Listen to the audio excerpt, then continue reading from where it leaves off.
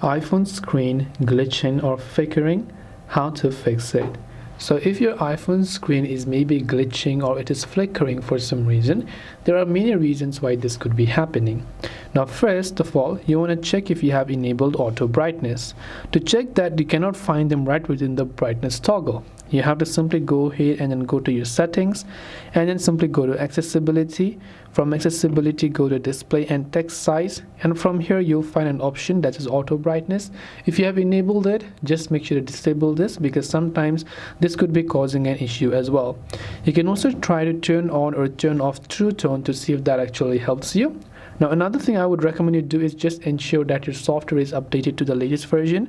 Go to settings, general, software update, and check if you have any sort of update available, and if it does, make sure to update it to the latest version. Also try to give it a simple restart or power off your phone and turn it on again to see if that helps you.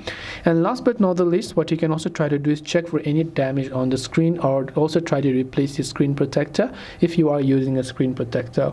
I hope that one of these may have helped you solve the problem. If you have got any further questions, feel free to leave them down below.